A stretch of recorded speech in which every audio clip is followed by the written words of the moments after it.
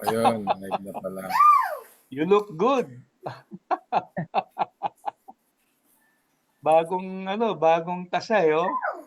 Bagay na bagay eh. No. Mongol 1. Ah, Mongol 1. Galing ako sa Mongol 1. galing ako sa gym. Pagka galing ka oh. sa gym, tapos yung muscle mo binanat mo, tapos mga isang oras hindi ka pa nakaka-take ng protein, masasakit yung katawan.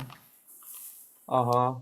Kailangan makakain ka ng manok o kaya isda o baboy, Mm, baka. Basta kailangan makapag-intake ka ng protein kahit yung ano man lang, yung mga protein shake.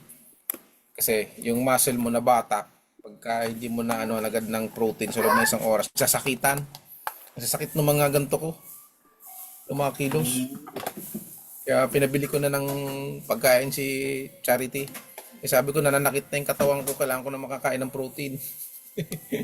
mm. Anyway. Buhay pa ba, Jed? Biro lang. Hindi, pero bagay maganda yung ano mo maganda yung Pati po build mo talagang magandang ano. Anyway, magparami muna tayo ng ating mga viewers pero habang naghihintay tayo ng maparami, medyo maganda siguro bumati na muna tayo sa ating mga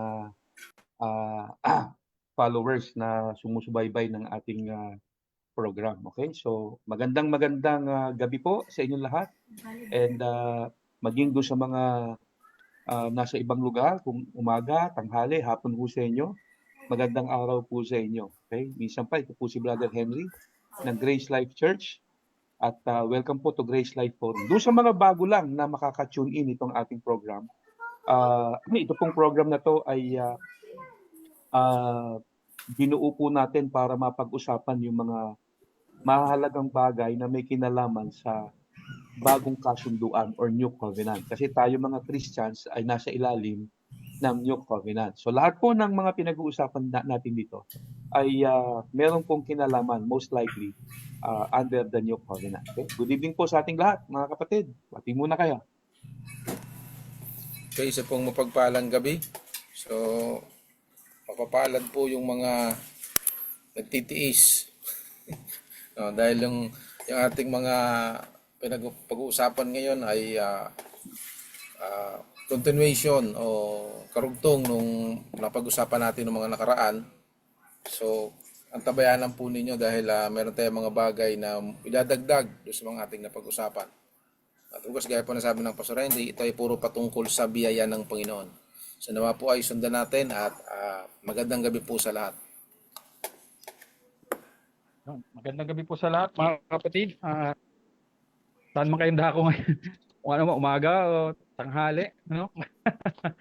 So, welcome po ulit sa ating Grace Forum at continue natin na tuklasin mga bagay na may konting mga dapat ilinawin. No? So, gamitin kami ng Panginoon para magbigay ng kaliwanagan po. Ganda gabi. Paano? Tuloy-tuloy na po ba tayo? Ilan na ba yung ating ano? Ito, 700. Ayun, pakarami na pala niyan.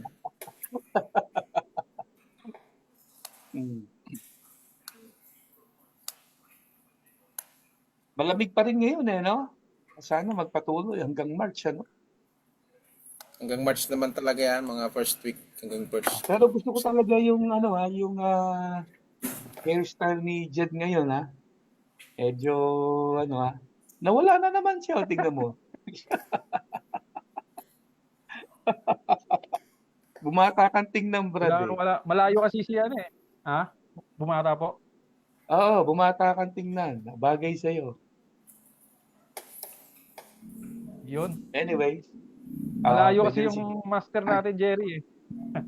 Yan. Shout out kay Brother Jerry.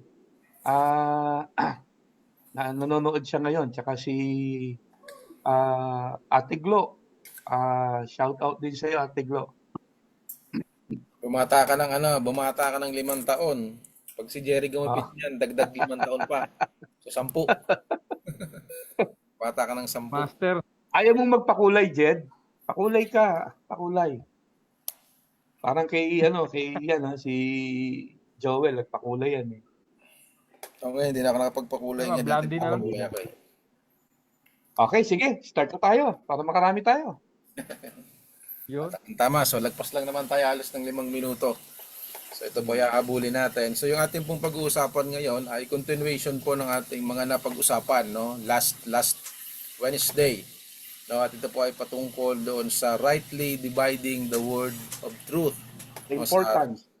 the importance of rightly dividing the word of truth. Yes. So yun ay nasa 2 Timothy chapter 2 verse 15. At saka yun po dun sa mga napag-usapan natin nung nakaraan ay binigyan natin o pinakita natin paano ba ini-interpret yung pong rightly dividing the word of truth. No, paano ba yung tamang pag-divide? No, ano ba talagang ibig sabihin nito?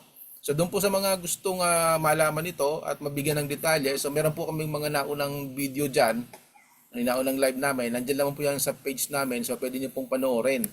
No, doon, so para makuha natin yung ilang detalye.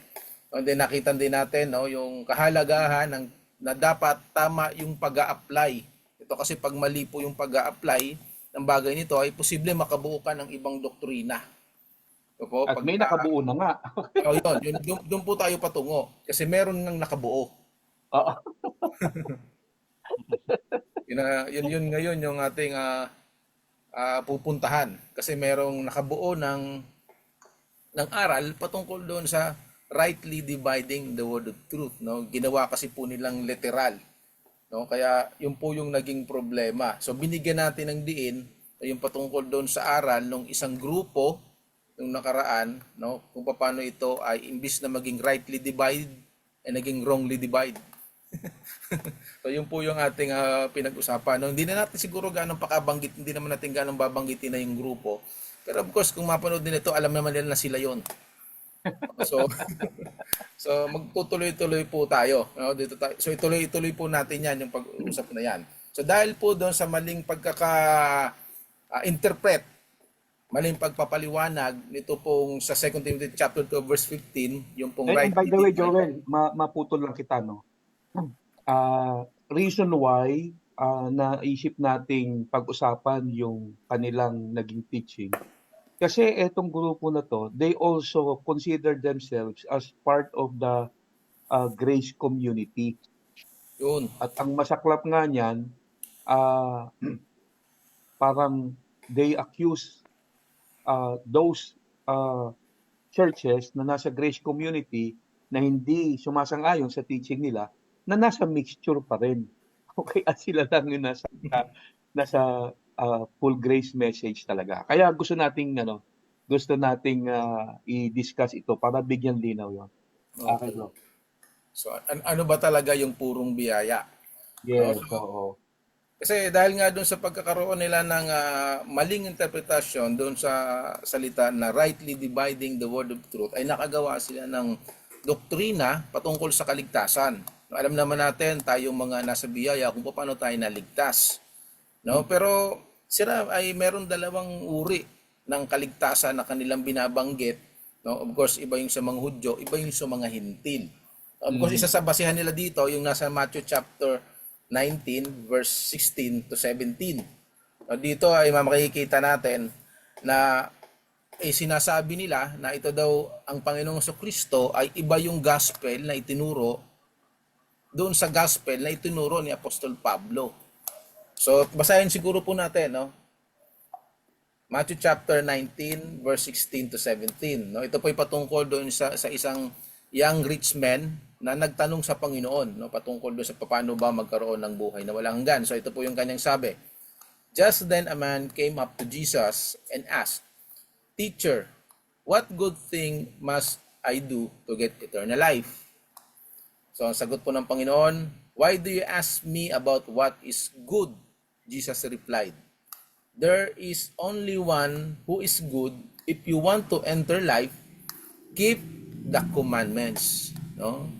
So, kung doon po natin babasihan, doon po sa sagot ng Panginoon, kung ating pagkakaunawa ay dito lang sa verse na ito, ay maaari po nating maisip na ang kaligtasan ay sundin mo ang kautusan. Kasi yun ang sabi ng Panginoon.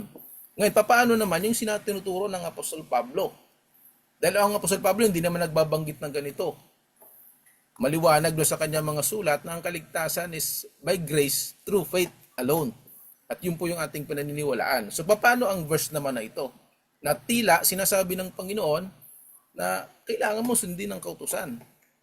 So magkaiba, no? At yun yung kanilang sinasabi, pinagdidiinan nila na magkaiba yung salvation na tinuturo o tinuro ng Panginoong Jesucristo doon sa tinuro ng Apostol Pablo. So yun yung isa sa bibigyan po natin ng linaw. Ito po yung uunahin natin. So totoo po ba, no, asang-ayon po doon sa verse na binasa natin sa Matthew chapter 19 verse 16 to 17 na yung kaligtasan na itinuro ng Panginoong Jesucristo ay iba, o yung gospel na tinuro ng Panginoong Jesucristo ay iba dun sa gospel ni Apostol Pablo. So ano po masasabi natin dito sa ating simpatikong pastor? Parang humina yung signal ko no? Naririnig ba ako? Opo, malinaw. Oo, yung video ko lang medyo nag-ano siya nag-stop Hindi naman ganong halata. Mabilis pero naman naka-catch up. Mabilis naman naka-catch up, pastor. okay. Anyway, kasi dito sa akin sa sa screen ko nag-ano siya nag-stop yung aking yung aking video Anyway, so nabanggit mo nga kanina susugan ko lang ng kaunti 'yon. Yung pagka nagkamali ka ng interpretation dito sa rightly dividing the word of truth, talagang medyo mami-misapply mo ang salita ng Diyos. At nangyari na nga yan dito sa grupo na to na pinag-uusapan natin na dispensationalist o dispensationalism. At actually, yung original dispensationalism, hindi naman katulad ng teaching ng mga dispensationalism ngayon. Kasi itong grupo na to, kaya tinawag nating hyper-dispensationalism kasi medyo kakaiba siya doon sa naunang Galing po ako sa mga dispensationalist Diyan nga ako lumaki ganon, kila John Darby, Opo, yung Scofield. Baptist na kinalakihan ko, mga dispensationalist yun, galing kay Matthew Henry. Yan, si Scofield, isa din yan sa namin. Dispensationalist yan, sila Will Wilmington. Anyway, so ang interpretation kasi nila dito sa rightly dividing the word of truth, kaya nagkaroon ng misapplication. Literal nilang literal nilang hinati-hati yung mga libro sa Bible, yung i-divide. Kaya sinasabi nila na yung 4 na gospel, Matthew, Mark, Luke, and John, dinivide nila yan, hindi yan para sa mga Gentiles. Exclusive yan para sa mga Hudyo. Ang para lang daw sa mga Gentile at also sa body of Christ, yung letters lang ni Apostle Paul from Romans to Philemon. And the rest uli ng New Testament, kagaya ng James, 1 John, 1 Peter, Hebrews, Revelation, yan ay para uli sa mga Hudyo, hindi yan para sa atin. So dinivide nila literal by books, by section yung Bible. At dahil doon, nakabuo tuloy sila ng ng multiple gospel. Ayan, sinasabi na nga nila na si Jesus, yung gospel na tinuro niya, kakaiba sa tinurong gospel ni Paul, Yung gospel na tinuro ni Paul, iba sa gospel na itinuro ni Jesus at ng mga apostol. So doon nagkaroon ng problema. Nagkaroon tuloy ng multiple gospel. Actually, hindi lang dalawa, kung hindi multiple gospel talaga. Kasi bakit natin nasabing multiple at hindi lang dalawa? Yung binasa mo kanina, actually, yung rich young ruler, hindi faith plus works ang salvation na nandoon pag binasa mong mabuti. Lumalabas parang ang tinuro ni Jesus doon, works salvation. Kasi 'di ba nung magtanong yung rich young ruler, ano bang dapat kong gawin para magkaroon ng buhay na walang hanggan? Ang sagot ni Lord sa kanya, sundin mo ang utos. So, straightforward yung sagot ni Lord Sundin mo ang utos. Gusto mong magkaroon ng buhay na walang hanggan? Sundin mo ang utos. So that is a pure works salvation. Okay? So, hindi siya faith plus works. It is pure works salvation.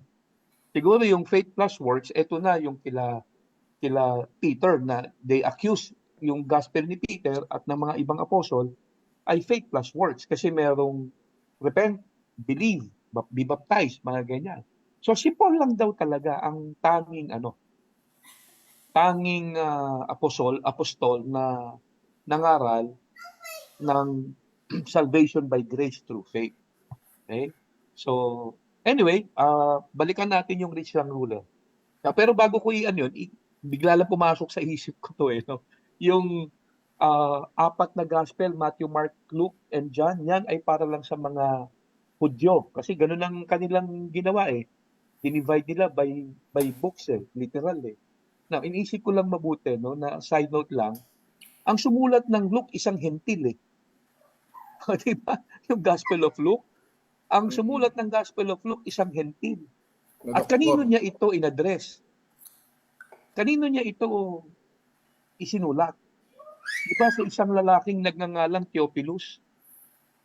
Sino ba si Theophilus? Isa ring hentil Di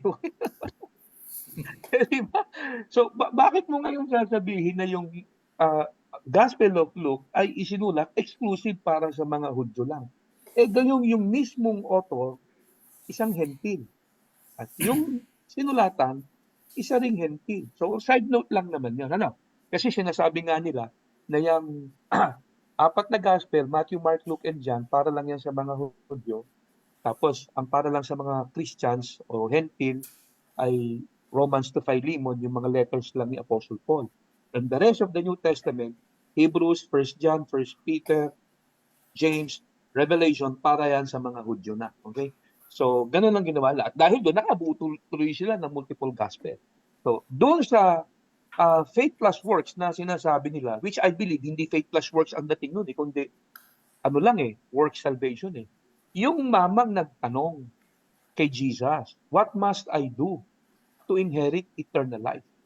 At dahil ang sagot ni Jesus doon sa mama, obey the commandments. So malinaw ang tanong, paano ako magmamana ng eternal life? Malinaw din ang sagot ni Lord, obey the commandments. Dahil doon, yun lang yung tiningnan nila na si Jesus nagturo ng work salvation.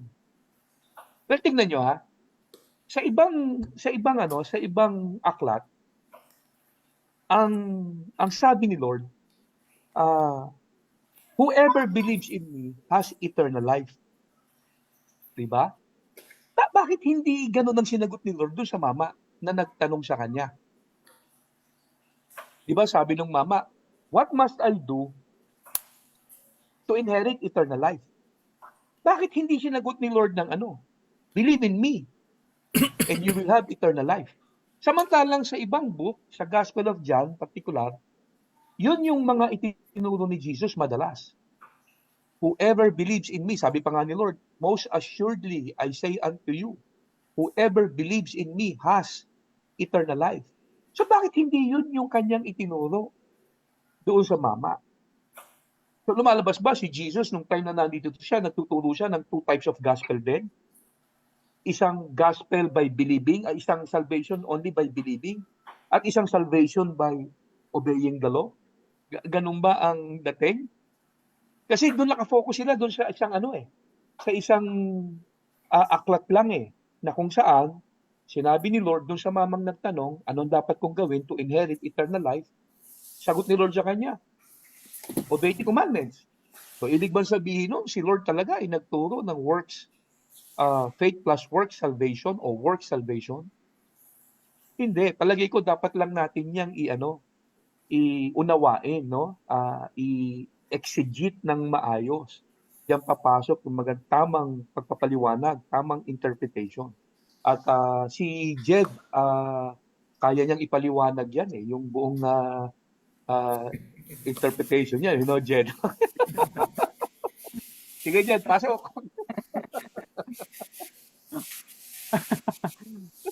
Wala, ikaw pa lang Susubukan. nakakainan dyan. Susubukan lang ho. Ayun po, tama lahat yung sinabi ni Pastor, no? Masyadong nag-focus yung yung mga naniniwala ng ng ganun nga doon sa Matthew chapter 19, no? So hindi nila tinignan ng kabuuan ng Ano ba yung kabuuan? hindi nila siguro kasi pag dapat i-compare natin sa ibang scripture, 'di ba? Hindi pwede ang tamang interpretation, wala siyang babanggain na ibang mga talata. Wala siyang magiging contradiction. Kasi pag nagkaroon ng contradictions, ibig sabihin, mali tayo. Mali yung nag-interpret noon. So, dapat tignan nila anong layunin ni Jesus, bakit ganun yung kanyang tugon doon sa lalaki. Itong lalaking ito is hindi lang ito mayaman, kundi teacher of the law rin to. So may alam rin to about sa kautusan. Pero nagtanong pa rin siya. Nagtanong pa rin siya sa Panginoon. Paano ba maliligtas? So si Jesus, siya, alam naman natin, siya ay Diyos, sabi sa John chapter 2, hindi kailangan sabihin pa ng tao para malaman ng Panginoon ng niloloob ng kanyang puso at isipan. May nakasulat yata din sa John chapter 2, verse 24 to 25 na hindi na kailangan sabihin pa kasi nalalaman na ni Jesus kung ano nasa isip, anong layunin ng tao, ba't lumalapit sa kanya, 'di ba? Bakit siya kinakausap? Bakit siya pinupuri? Alam niyan ayon. So, dito sa tagpong ito, siguradong tiyak na alam ni Jesus bakit lumapit sa kanya yung binatang mayaman. Ang binigay ni Jesus na sagot ay ayon sa kautusan, no? Binigay niya yung sagot ayon sa kautusan. Gusto ko lang po sabihin dito na gusto ipakita ni Jesus dito sa binatang mayaman na ito na sa pamamagitan ng pagtupad ng kautusan ay talagang walang walang sala at walang maliligtas. Gusto niya ipakita ng Panginoon dito na okay, sabi niya kasi meron sinabi ng Panginoon sa kanya, sabi niya sinunod niya daw yung mga utos yung limang utos, yung second half yun, yung para sa tao yun 'di ba? Para sa tao at meron para sa Diyos. Yung unang 5 para sa Diyos, pangalawang 5 para sa tao. Sinabi ni Jesus yung para sa tao, nasunod daw lahat ng binatang yon. Na sabi niya, tinutupad niya na daw, pare, wag papatay, igalang ang magulang at iba pa. Sabi niya, nasunod niya raw lahat yon mula nung pagkabata. Pero sabi ni Jesus, isa na lamang, di ba? Isa na lamang ang hindi mo nagagawa. At alam naman natin na siya ay umuwi ng malungkot. At syempre, mayroon talagang dahilan bakit siya nalungkot. Meron siyang hindi nasunod talaga doon Kaya gusto lang i-expose ng Panginoon na hindi mo kaya talaga. Baka mayroong self-righteousness yung binatang ito na sinabi niya na nasusunod niya daw lahat. Pero sa totoo lang, hindi niya naman talaga nasunod lahat. Meron akong isang napansin doon, Brad kung papaliwanag ni Pastor Henry. Kung gagawin literal nitong mga nag-i-interpret na to, no, na yang sinasabi ni Lord, obey the commandments. Okay? Kasi sabi ni Lord, obey the commandments. Nung magtanong yung mayaman, yung teacher of the law, kasi teacher of the law yan Nung magtanong yung teacher of the law, anong dapat kong gawin to have eternal life? Ang sagot daw ni Lord sa kanya, obey the commandments di ba? So parang sinasabi nila, huwag ninyong pasubalian na si Jesus nagtuturo o nagturo during that period ng faith and works salvation. Pero sabi ko nga, works salvation yun hindi faith and works O pagpalagay natin faith and works. Na, may naunang sinabi si Lord bago niya sinabi yung obey the commandments Ito sabi ni Lord, why do you call me good? No one is good but God alone. Ngayon, kung kukunin din natin yung salita ni Jesus, seryoso rin ba si Jesus by saying na nobody is good but God alone? Of course, yes. But the question is it Was Jesus saying na hindi siya good? Sabi ni Lord, why do you call me good? No one is good except God. So sinasabi ba Tama. ni Jesus doon sa kanyang statement na yun na hindi siya good?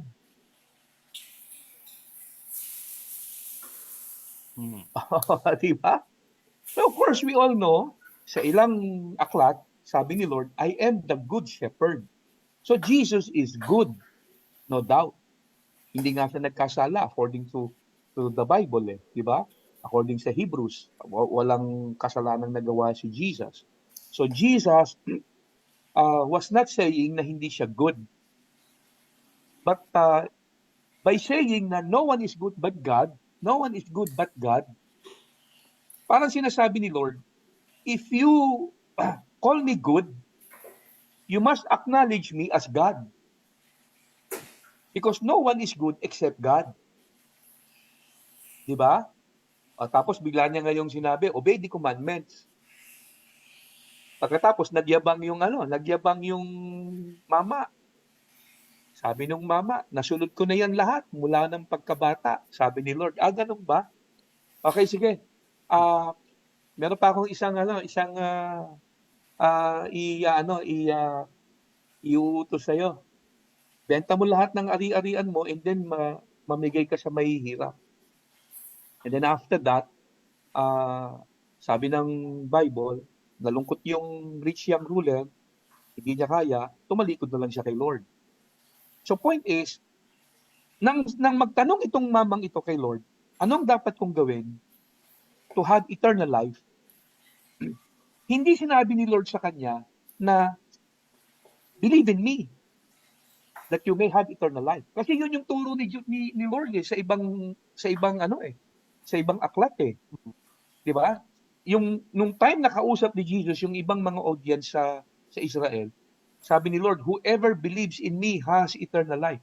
Nung kausap ni Jesus si Nicodemus, sabi niya, for God so loved the world, He gave His only Son. Whoever believes in Him will have eternal life. So ang tinutukoy ni Jesus doon is Himself being the Son. If you believe in Him, you will have eternal life. O bakit hindi ito ang sinabi ni Lord doon sa mamang iyon?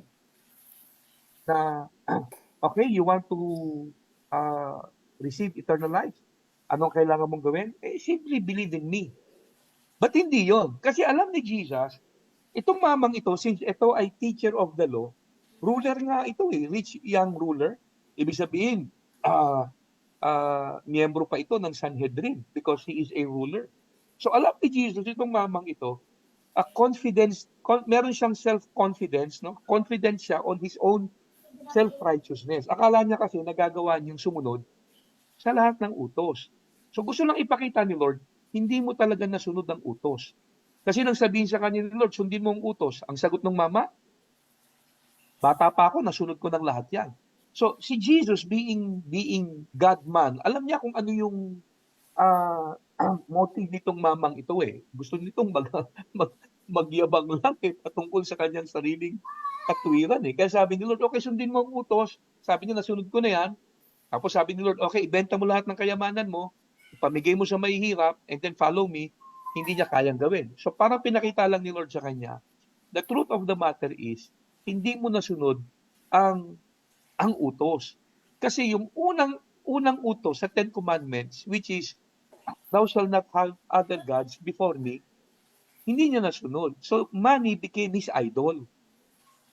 Yung mayaman, money became his God. And money became his idol. So parang sinasabi ni Lord, hindi mo naman talaga nasunod yung utos.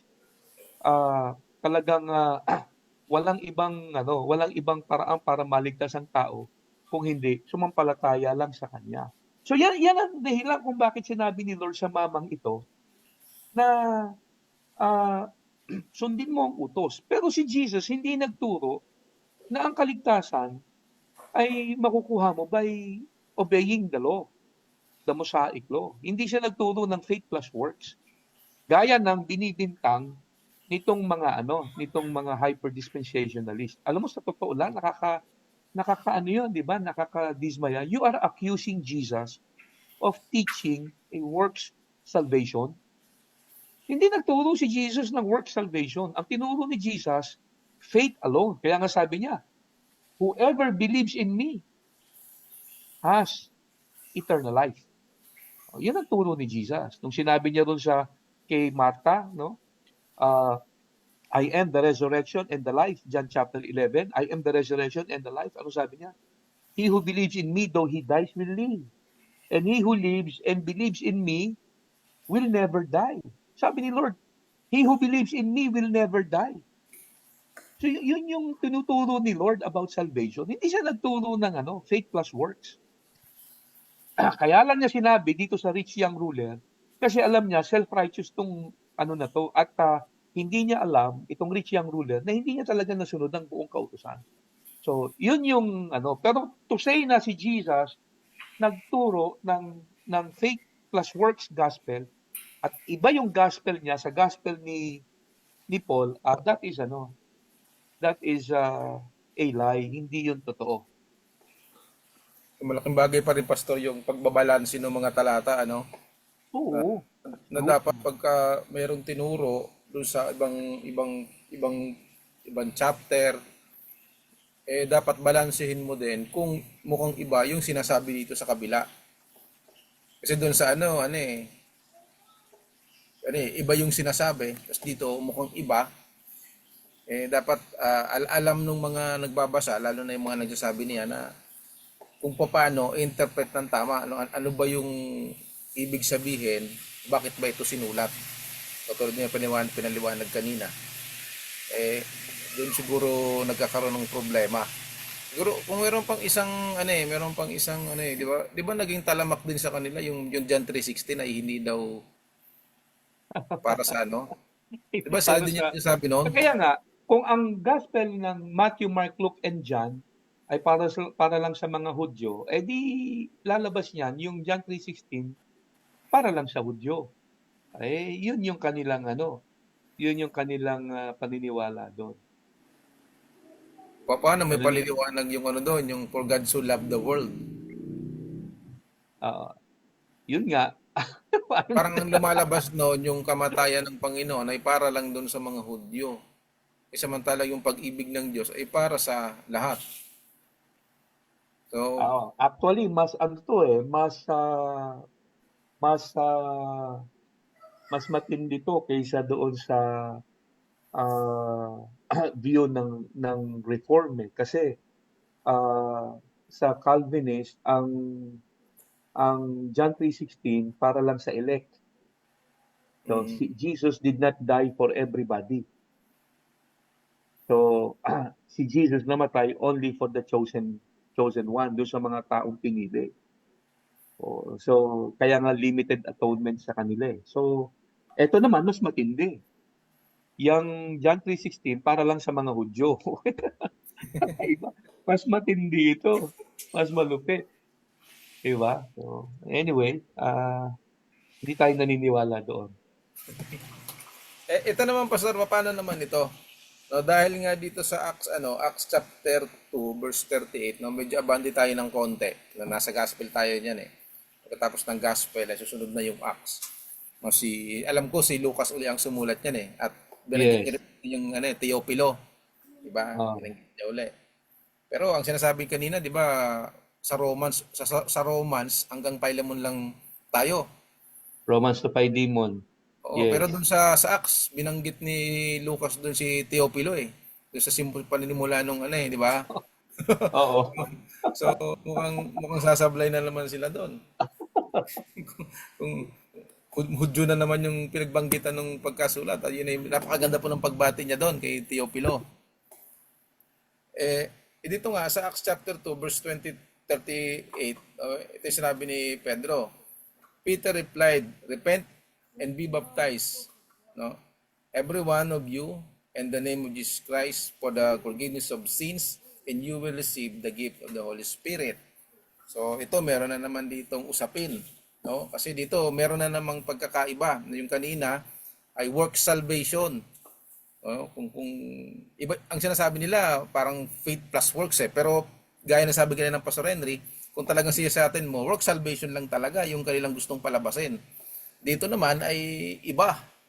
No, yung gospel naman na itinuturo dito, sang-ayon sa kanila, sa grupong binabanggit natin ay faith and works, no? At repent and believe Jesus Christ. So kabahagi ng kaligtasan yung dapat mag-repent ka muna. So yun yung ano. So faith plus works tapos kabahagi yung repentance and then believe Jesus Christ. Ito yung kay Pedro. Kaso ito naman yung sinasabi naman nila. Iba naman yung kay Pablo. Yung kay Pablo, faith alone. By grace, through faith alone. So magkaiba naman. Kasi ito daw si Apostol Pablo ay hindi daw nagturo ng repentance. So ano naman po yun? So ito iba na naman. So ano po ba masasabi natin doon? Kaya nga, dalawang gospel nga sa kanila eh. Yung gospel ni Apostle Paul, iba sa gospel ni Peter and the rest of the apostles. And even yung kay Jesus. Eh sinasabi nga nila, hindi ka maliligtas sa gospel ni ni Jesus eh. Yun ang mabigat. Kung gusto mong maligtas, sa gospel ka lang ni Paul. Malupit yun. Hindi ka maliligtas sa gospel ni Jesus. Oh, Jed, ano masasabi mo? Hindi ka maliligtas sa... Ang malupit nun yung sinama pa yung King James. Grabe naman Sabi yun. yata si Jed eh. Oo, namamanga si Jed. Matitindi Mabigat mga yun, scholar mabigat na yung yun. accusation na yun, Mabigat yun, yung na hindi naman natin dinideny na under the new covenant, yung gospel na meron tayo is really a gospel of grace. Kaya nga tayo naniniwala na tayo ay nasa ilalim ng grace di ba? New covenant Pero hindi tayo naniniwala na yung gospel ni Jesus at ng mga apostles ay iba sa gospel ni Paul. Okay? Nagkaroon ng different gospel. Nagkaroon ng dalawang gospel. Dahil dyan si Paul daw ay nagturo ng gospel of grace, faith alone. Si Peter naman ay nagturo ng believe and repent. Si Paul, wala ka daw makikitang nagturo si Paul ng repentance. Ano masasabi natin nga doon? No, balik sa iyo, Jed. Ikaw. Ang tanong ko lang, pastor, no, yung word na repentance, kasi dahil nagsabi si Peter na Repent. believe and repent, 'di ba? So yung repent ba is requirement for salvation? Kasi sinasabi Oo, nila magandang tanong nagtuturo, yan. Oo. kasi nagtuturo sila daw yung mga apostol maliban kay Pablo na repent and be Oo. baptized, 'di ba? So Oo. yung repentance ba is requirement for salvation. Oo. Pero bago natin sagutin 'yon, dapat maintindihan muna ng mga tao kung ano ba meaning ng repentance. Yes, Kasi correct. yung root word na 'yon is napaka-importante Correct. para maintindihan nila kung bakit sinasabing repent. Repent from what, 'di ba? Sige po. Oo. Hindi. Kung ang word na repentance ay may kahulugan na pagtalikod sa kasalanan, lalabas nga niya na hindi yan yung tinuturo ni Apostle Paul ng paraan ng kaligtasan. Kasi ang kaligtasan para kay Apostle Paul ay we are saved only by grace through faith, not of works. It's a gift. So, kung ang repentance ay turn from sin, pagtalikod sa kasalanan, lalabas nga yan na hindi yan yung gospel ni Paul. At iba yung gospel ni Peter. Pero, yung word na repentance kasi, in the original Greek, is metanoia. Coming from several root word. Meta at saka noia o nous. Meta means change and noia or nous means mind. Now, combining the two words together, it means change of mind or change the way you think. Yun yung ibig sabihin ng salitang repentance. Ikaw ay nagbabago ng kaisipan, nagpapalit ng kaisipan. about God, about Jesus, about sin. Pero kung turn from sin, medyo ano, halimbawa, magbigay tayo ng example, no? Ikaw ay dating Muslim, Islam. Hindi ka naniniwala na si Jesus ang tagapagligtas. Para sa iyo, si Jesus ay isa lamang propeta, no? Pero ang greatest prophet para sa iyo ay si Muhammad. Ngayon, after isang araw, merong nag-share sa iyo about Jesus, yung gospel na i-share sa iyo ng maayos. And then, kumilos ang banal na espiritu at binigyan ka ng kaliwanagan. And then, ano ka ngayon? Naliwanagan ka na ngayon. So ngayon, anong gagawin mo kung bigla ka nang naliwanagan at naniniwala ka na si Jesus na ang talagang nag-iisang Savior? So you will come to change your mind. You will change the way you think about Jesus. Magbabago ka na ng kaisipan. So mula sa araw na ito, hindi pala si Muhammad yung talagang Savior, si Jesus na. So in that manner, you change the way you think. Nagkaroon ka ng change of mind. Nag-repent ka. So repentance is necessary para maligtas ang tao. Pero yung repentance na hindi pagtalikod sa kasalanan. Kasi kung pagtalikod sa kasalanan, yung meaning ng repentance, lalabas niyan ang kaligtasan by works. Faith and works. Kasi para maligtas ka, kailangan mong iwan ng kasalanan. Now, of course, hindi natin sinasabi na okay lang magpatuloy ka sa kasalanan. Tapos ligtas ka pa rin. Hindi natin sinasabi yon. Di ba? Nililinaw lang natin.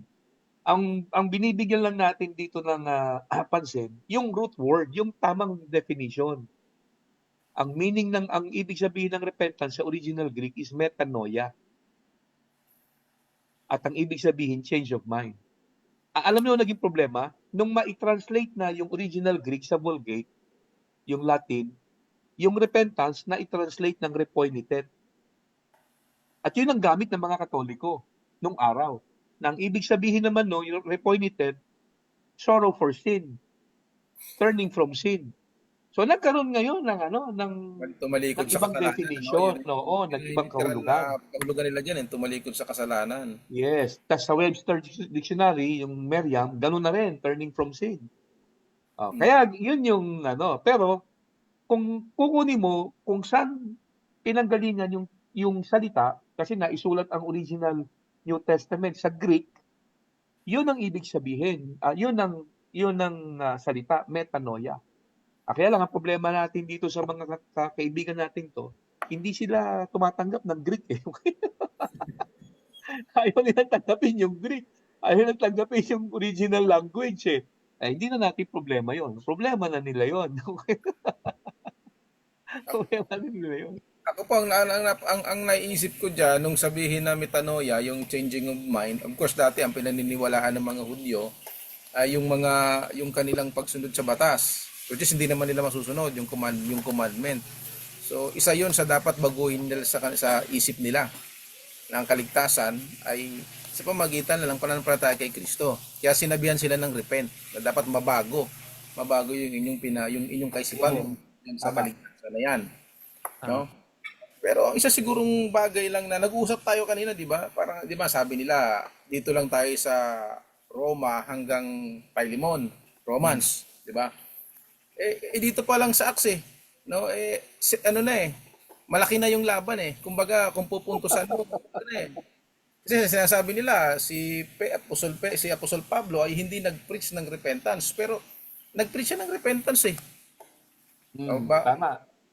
Basahin natin. Unahin na po lang si Apostol Pedro, kasi si Apostol Pedro sabi na, hindi nag-preach ng grace. Sa Acts pa lang tayo. Diba? Okay, Acts tayo. Acts chapter 15 verse 11. Basahin natin to. No, we believe it is through the grace of our Lord Jesus, that we are saved just as they are. So binanggit yung grace. Ulitin ko pa. No, we believe it is through the grace of our Lord Jesus. So saan daw? That we are saved. By grace. That we are saved. That we kasama yung mga makakabasa. Just as they are. Just So as they yung kasama sila. ah, Sino yun? Sino Oo. yung sila? Of course, pag nabasa natin yan, kasama tayo. So si Apostle Pedro yan, nag-preach ng grace. Doon naman sa Acts 20 verse 26 verse 20, si Apostle Pablo naman yung nagsasalita dito. Anong argumento nila? Hindi daw si Apostle Pablo nagturo ng repentance. Tingnan natin. 26 verse 20. Sabi niya dito, first to those in Damascus, then to those in Jerusalem and in all Judea, daming pinuntahan na. And then to the Gentiles, I preach that they should repent and turn to God, linaw, no? demonstrate their repentance by their deeds. Dalawang ulit Oo. pa. Yung isa, repent, tapos inulit pa, repentance. Asan daw? Doon sa Damascus, Jerusalem, Judea, din sa mga Gentiles. So, Mm. saan ba yung saan ba yung Damascus? Saan ba yung Jerusalem? Okay, isipin mo pati pala sa Jerusalem. Si Apostle Pablo nagpush pala ng repentance din doon. O ito pa, sa Acts chapter 20 verse 21. Sabi niya dito, I have declared to both Jews and Greeks, so Gentiles yun, that Aha. they must turn to God in repentance and have faith in our Lord Jesus Christ. So pinagsama niya. So nagturo siya ng repentance, no? Yung repentance ay changing of mind. O, pagtalikod mo, dun sa dati mong paniniwala, nagbago isip mo, binanggit naman yung faith, manampalataya kay Kristo. Pero binanggit dito ng Apostol Pablo, yung repentance. Wala pa tayo sa Romans niyan, ha? Sa Romans, may sinabi si Paul na the goodness of God leads people to repentance. Wala pa tayo doon. Nasa Acts pa lang tayo. Kasi di ba sabi, sa Acts lang sabi kasi, Maganda tong verse na binanggit mo yung I have declared to both Jews and Gentile. opo, So, both Jews and Gentile, sabi ni Paul, nag-preach daw siya ng repentance. Kaya medyo malabo yung argumento na ina-accuse nila na si Peter, iba yung itinuro kay Paul. Yung gospel ni Peter, iba yung gospel ni Paul kasi sa gospel ni Peter merong repent. Sa gospel ni Paul, wala. Ang linaw ng mga verses na binasa mo, bro, No? Na si Paul nag-preach ng repentance, malinaw yan, Pastor, kahit i-King James pa natin yan. Pero hindi nagturo si Paul Nabasa na kaya hindi, nila yan? pero hindi nagturo si Paul ng salvation by faith and works. Kasi yung repentance dito, metanoia. Mhm. Hindi meaning change of mind or change the way you think. Hindi pagtalikod sa kasalanan. Hindi turn from sin.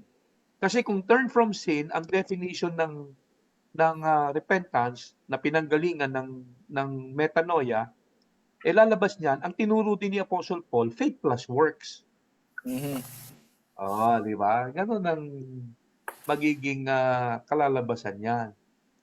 Anong sabi mo kanina, bro? Nabasa na kaya nila yan? Ikaw, Jed, Sa tingin mo? ano reaction Lalo mo na yung dyan? Acts chapter 15. Yung Acts chapter 15 verse 11 at saka pababa nun. Nabasa na kaya nila to? Ayun, kung nabasa man nila to, di kaya nabulag. Ang linaw na.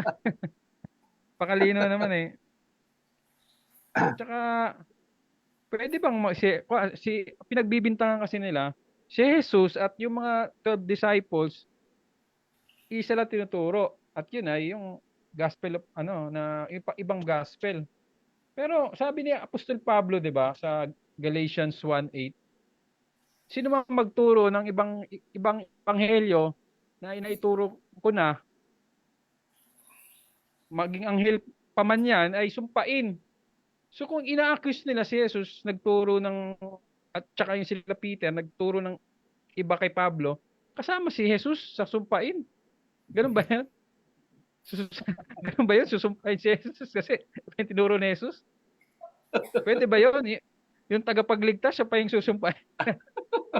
Pangalabo naman nun. Di ba? O, Hindi ibaba. pwede. iba-backward lang nila eh, no? Sasabihin nila, kung sila pala yung nasa panahon na yun ang sasabihin nila sa mga tao.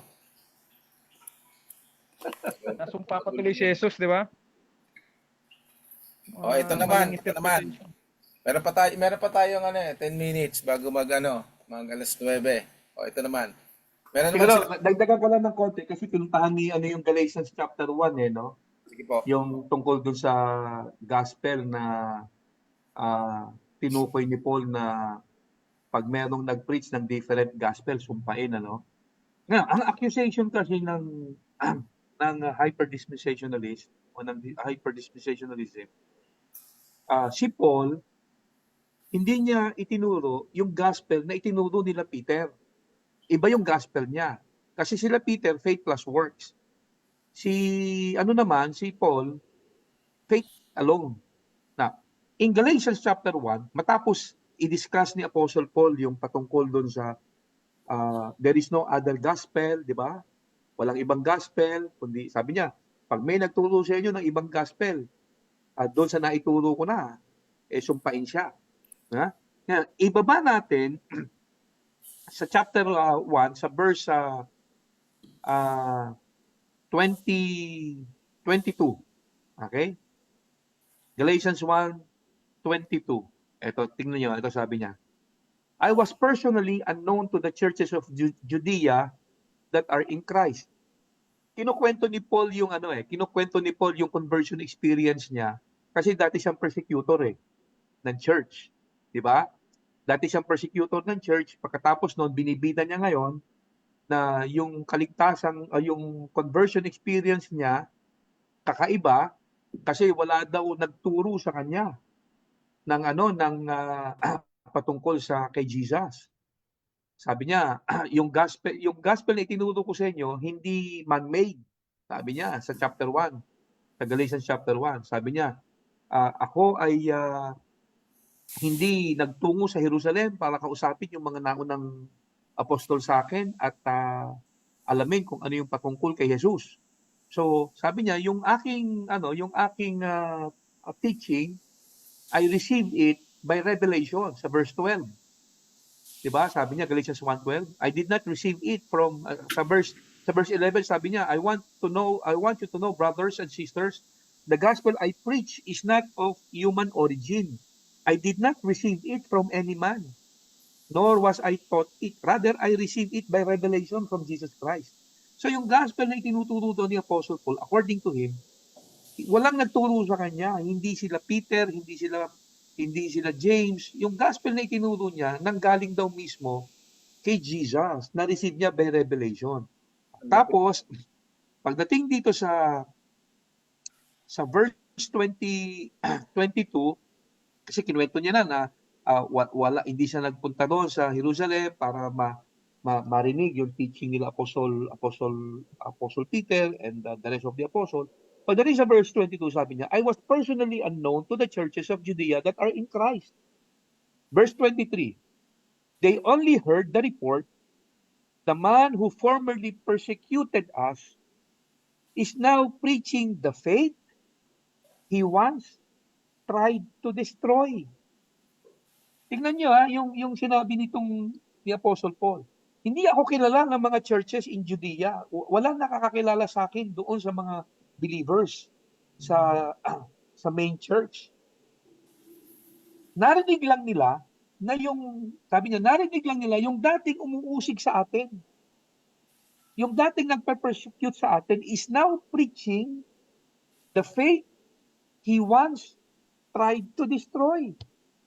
So sabi ni Paul, hindi nila ako kilala, nabalitaan lang nila, na ipinipreach ko na yung mensahe na una kong gustong sirain. Ano yun? Ano yung mensahe na yun? Ito ay pinreach ng mga apostol. Ito yung teaching ng mga apostol. Sabi ngayon ni Paul, hindi nila ako kilala, narinig lang nila yung dating nagpe-persecute sa atin, itinuturo niya na ngayon yung teaching na una niyang gustong wasakin. Ano yung teaching na yon? Ito yung mensahe na dala ng mga apostol. Yung mensahe na dala ng mga apostol, sila Peter, the rest of the apostle, ito yung gustong wasakin ni Apostle Paul noon, na ngayon daw, according kay Paul, pinipreach niya na. So tanong, ano yung mensahe na yon? Matuto Di ba? ano diyan, matutulilig yung utak ko diyan pagka inisip ko na hindi yan yung grace eh. Kasi sabi ni Paul sa 12, Mga ma-corner ah. sabi ni Paul sa 12, ang nag-reveal talaga sa kanya ang Panginoon eh. Yes. Sa past tense pa nga eh, yung ginamit niyang salita eh, ano sabi niya dito, ano eh, nor was I thought it. Wow. Walang nagturo talaga sa kanya. Directly talaga sinabi sa kanya ng Paul, ito yung salvation. So Yes. paano ngayon na iba yung salvation ni Jesus? Correct. Tingnan mo yung balikan ko lang yung verse 20 verse 23 Sabi ni Paul, uh, they only heard the report, the man who formerly persecuted us is now preaching the faith. He is preaching the faith. In other words, ito yung pinipreach nila Apostle Peter noon. He is now preaching the faith he once tried to destroy. So itong sinasabi ni Apostle Paul, nabanggit niya yung preach yun. In other words, this is a message he was trying to destroy. So hindi magkaiba yung gospel na itinuturo ni Paul. Yung gospel na itinuro ni Paul, eto rin yung gospel na itinuro nila Peter. Ang ibinibida lang ni Paul, yung itinuturo ko sa inyo, actually, hindi ko narinig kila Peter. Bagamat parehas kami ng teaching, pero na-receive ko to by revelation. Yun yung sinasabi ni Paul. Sabi ni Paul, hindi nila ako kilala. Narinig lang nila na yung dating nagpe-persecute sa atin is now preaching the faith he once tried to destroy. So ano yung unang gustong sirain ni Apostle Paul na pinipreach nila? Yun yung pinipreach niya ngayon. So the same message. Parang ang That iniisip ko message. dyan, yung tinatawag na evolution of understanding eh. Diba? Doon sa lumang tipan, hindi mo pa naiintindihan bakit mo ginagawa ito eh. Pero hindi mo alam pananampalataya pala yon. Pagdating ng Panginoon, yung mga sinasabi niya, yung pinapangalan nila Apostol Pedro na repentance, yung pa lang yung sinabi nila. Pero yung evolution ng understanding, kay Apostol Pablo talaga binigay ng mas malawak at mas mabuong buo. Pero nung pinapangalan to nila Apostol Pedro yung repentance, yun na rin yung binabanggit nila. Hindi nga lang yung revelation, katulad ng revelation kay Apostol Pedro. Pero hindi po yan magkukontra-kontra. Hindi pwedeng kontrahin ni Pedro si Apostol Pablo. Naniniwala tayo, di ba? Alam naman natin yung Trinity.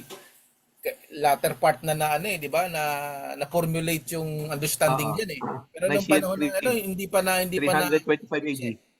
So ako ang tawag ko diyan, evolution ng understanding. Hindi ibig sabihin na mali yan, kundi hindi pa nadidiskubre dun sa pinakakumpletong buong aral. Pero kung ano yung sinabi mo nung una, hindi yun kontra doon. Yun din ang tinutukoy, pero yung understanding na buo, hindi pa ganun kalinaw. Okay, kahit sa lumang tipan, di naman nila alam na yung ginagawa nilang paghahain ay paglalarawan ng pananampalataya yun eh. Basta ginagawa lang nila, nasa puso nila. So, yan po yung dapat maintindihan. No? So, klaro po doon, no? Galatian siguro, dapat balikan nila yung Galatian chapter 1 na yan. Basahin nila ng klarong-klaro. So, ito po yung gusto kong meron pa tayong gustong ihabol dito eh. Kasi, iba daw po yung gospel of the kingdom doon sa gospel of grace. Kasi alam naman natin, by the way, yung gospel of the kingdom, according sa kanila, ito yung faith plus works.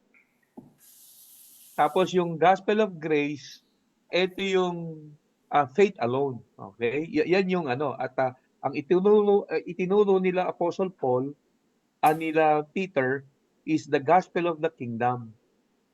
Ang itinuro naman ni Paul is the gospel of God's grace. Yan. Ang tanong, talaga bang magkaiba sila? Magkaiba. Kasi most of the time, nung ang Panginoon ang nagtuturo, di ba, di sa lupa, puro gospel, puro kingdom ang binabanggit niya eh. Di ba? Palit-palit, interchangeably yung kanyang pag, ano dyan eh. Minsan binabanggit niya, gospel of, yung sa heaven ang tinutukoy niya, iba naman, Yes. kingdom naman, Kingdom of Heaven, o yung gano'n naman ang tinutukoy niya. Kingdom of God. Magkaiba ba yon? Kingdom of God, Kingdom of Heaven? Diba? Baka magkaroon na naman ng ibang ano yun.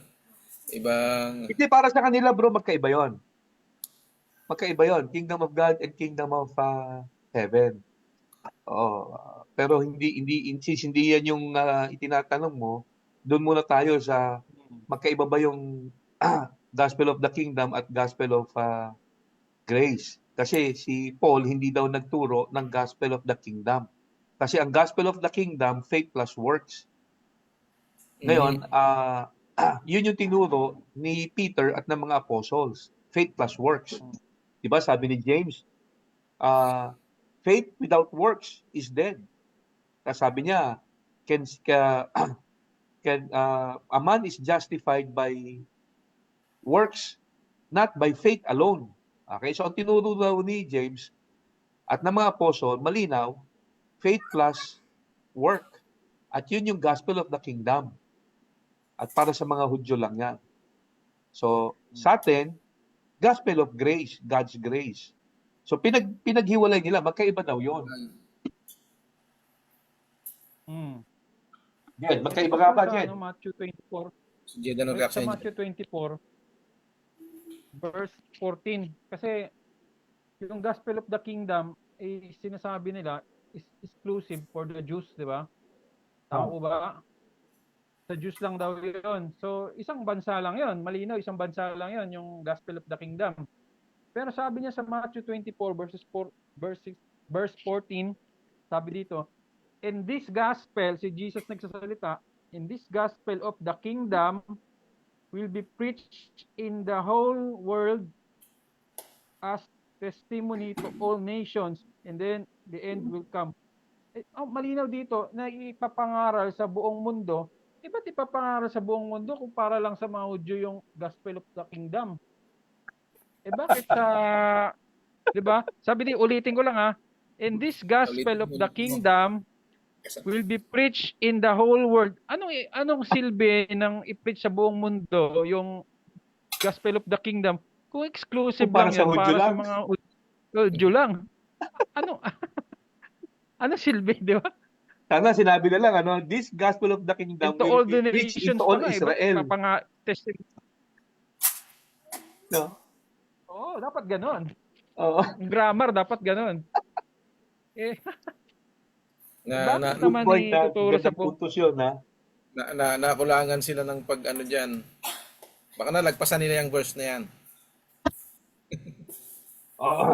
Kasi mali whole world tapos Israel Pero lang pala. siguro dapat ang maintindihan nila, ang maintindihan dapat natin na yung gospel of the kingdom and gospel of grace are one and the same. Hindi sila magkaiba. Maaaring different terms but the same message. Well, in fact si Apostle Paul may binanggit siya in Acts chapter 20. Nabanggit niya yung dalawang salita na yan, yung gospel of the kingdom at gospel of grace, na kung saan sinabi niya, itinuturo niya parehas, pero iisang meaning. Tingnan niya, basahin natin. In Acts chapter 20, sa verse 24 to 25, etong sabi ni Apostle Paul, however, I consider my life worth nothing to me. My only aim is to finish the race and complete the task the Lord Jesus has given me, the task of testifying to the gospel of God's grace. Okay, eto na yung time na nagpapaalam na si Apostle Paul dito sa mga believers ito, nag-iiyakan pa sila dito So sabi ni Apostle Paul dito, ang goal niya raw sa buhay is to finish his mission. At ano yun? To testify to the gospel of God's grace. Pagdating sa verse 25, magkasunod na verse yan, sabi niya, now I know that none of you among whom I have gone about preaching the kingdom will ever see me again. So, to preach the kingdom is the same thing as preaching the gospel of grace. Sabi ni Apostle Paul sa verse 24, ang objective niya is to finish the task given to him by the Lord. Ano yun? To testify to the gospel of God's grace. And after saying that, sabi niya, now I know none of you among whom I have gone about preaching the kingdom. In other words, yung gospel of the kingdom and gospel of grace, according to the Apostle Paul, one and the same. Hindi sila magkaiba. Pag hindi mo nakita yan, medyo may malabo na ang iyong mga mata. Okay? Tapos pastor, sa ano uli yan, 'di ba? Sa Acts uli yan eh. Oh, Acts 2. O wala pa tayo sa bakit wala sa Romans yan? Diba? Correct, tama. Diba, Mahirap Kasi kasi kung pastor Acts pag tayo, nauna yung ano eh. Yung Acts. Oh, Mahirap kasi Diba? pag nauna yung doktrina ng tao, mm, nabubulag sa verse eh. correct. Pag nauna kasi yung doktrina natanggap, dinoktrinahan ka muna, kahit anong tingin mo sa verse, hindi mo na makita Oo. yung talagang sinasabi kasi nadoktrinahan na yung isip mo eh. Na parang kahit idiin na yung mukha mo sa verse, hindi mo pa rin makita kasi nasarang ka na. ang Hindi masasabi ko lang mahirap dyan, hindi mahirap masasabi ko lang intindihin dyan, yan eh. 'Di ba? Hindi mahirap intindihin yan. Kaya lang pagka sila na yung magbabasa niyan, iba ang intindi nila. Ipipilit pa rin nila na magkaiba yung gospel of grace na sinasabi ni Apostle Paul sa verse 24 at iba rin yung verse 25 na nag-preach siya ng kingdom. Pero malinaw kasi katatapos lang sabihin ni Apostle Paul na yung kanyang commitment is to finish the task given to him at ano yun? To testify to the gospel of God's grace. After that, after saying that, sabi niya, now I know none of you among whom I have gone about preaching the kingdom will ever see me again. So yung gospel of God's grace at saka yung gospel of the kingdom, one and the same. Hindi sila magkaiba.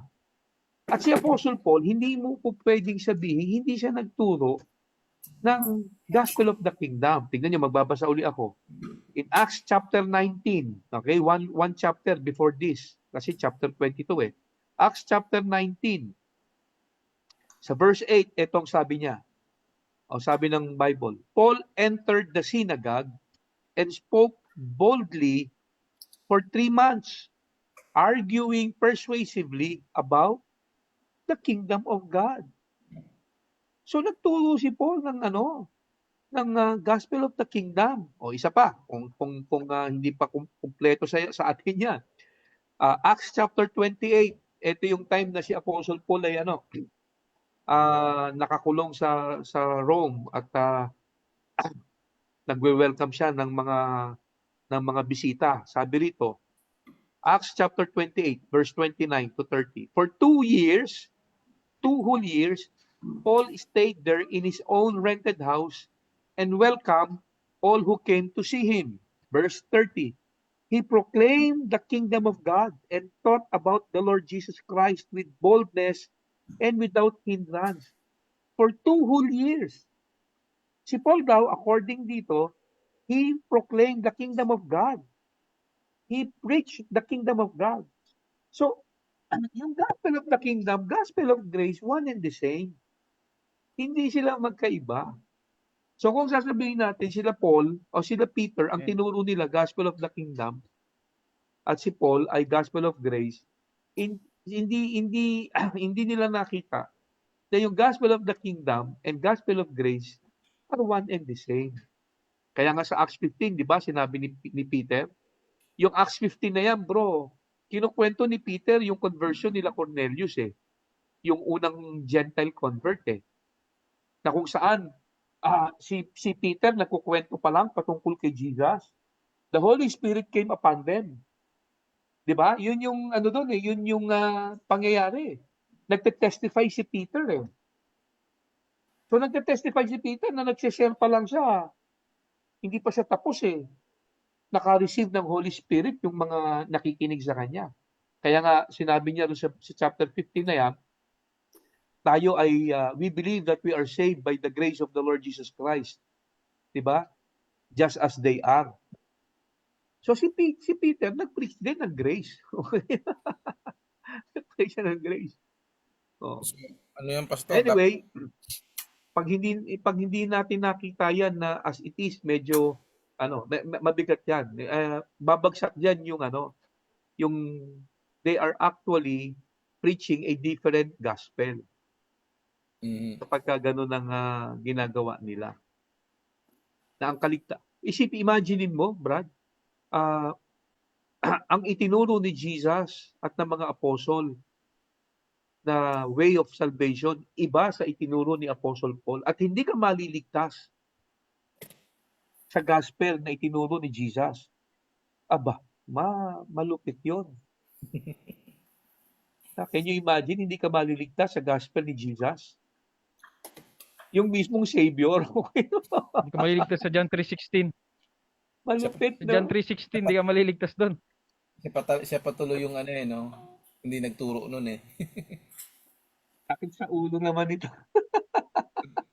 Ang tingin ko dyan, dapat nag-Sunday school yung mga yan eh.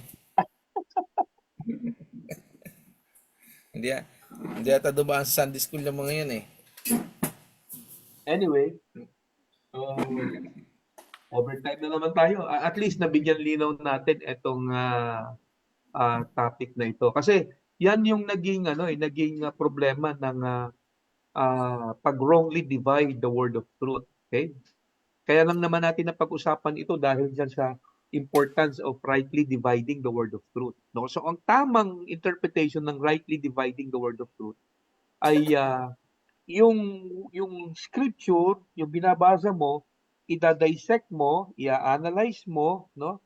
Kukunin mo yung buong konteksto para ma-interpret mo ng tama. Okay? Ang tawag ng yung tamang pag-i-exegete o exegesis, no? Yun yung tamang pag rightly divide the word of truth. Hindi yung i-divide mo literal yung scripture.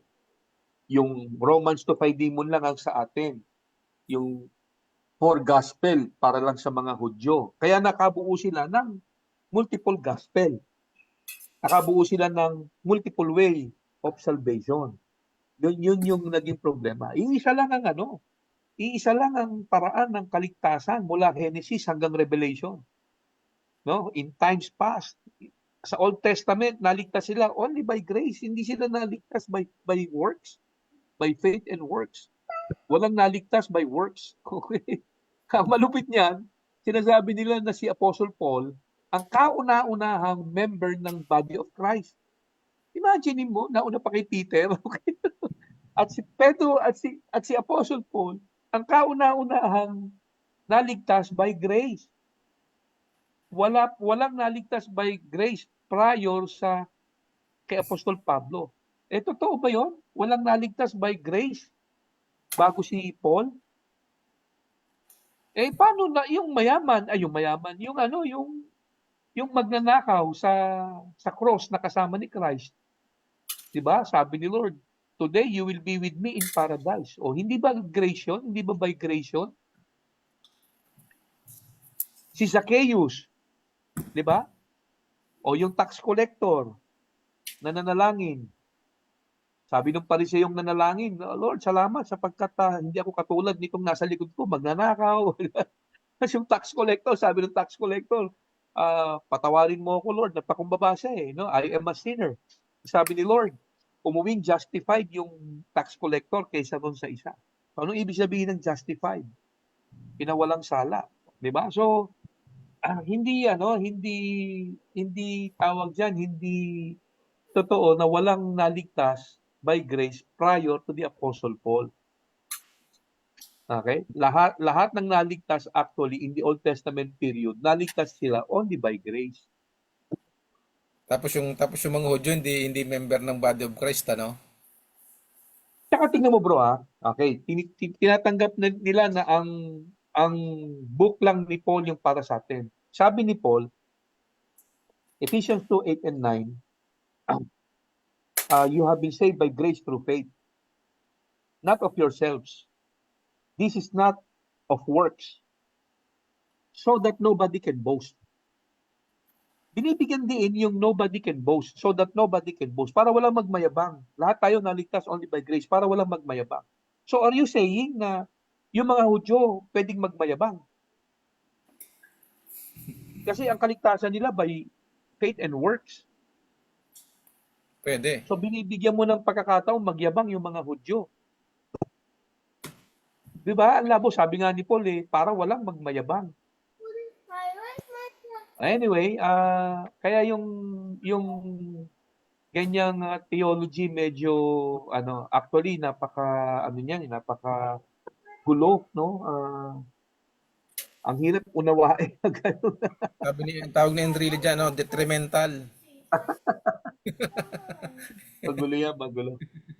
Anyway, sige, paalam na tayo. Medyo humahaba na yung ating pag-uusap. Magandang gabi uli sa inyong lahat, mga kapatid. Salamat uli sa inyong pagsubaybay sa ating forum. And I hope kung meron kayong ma-encounter na ganitong teaching sa mga hinaharap, at least meron kayong idea about hyper-dispensationalism. And again, kaya ho natin piniling i-discuss ito kasi itong grupo na to, they also claim to be in the full grace community at sila talaga yung sinasabi nila ang nag-iisang full grace at mixture yung iba. Okay, malupit, di ba? Okay, magandang gabi ulit sa inyo lahat, mga kapatid. See you next time. Paano kayo pag nagkaroon ng member na Hudyo yan? Papaalam na kayo, mga kapatid. Okay, so doon po sa mga pwede po kayong para magkaroon tayo ng idea, yung baka po meron kayong mga suggestion na gustong mapag-usapan, gustong mga maklaro, pwede po kayong maglagay doon sa comment section sa baba. Baka may mga request kayo na gustong mapag-usapan para mabasa po namin tapos pwede namin mapag-usapan kung pwede nating mai-topic po dito.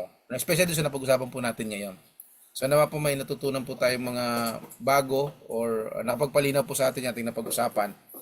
At sana po sa mga susunod ay nandiyan po uli kayo para muli tayong sama-samang matuto sa biyaya ng Panginoon. Yes. Magandang gabi po sa lahat.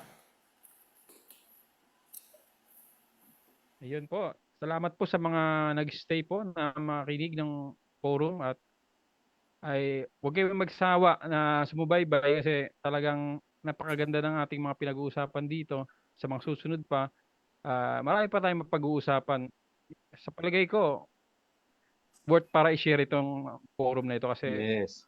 di natin alam, baka meron pala sa member sa pamilya natin, kagaya ko, meron naniwala doon, is makakatulong ito.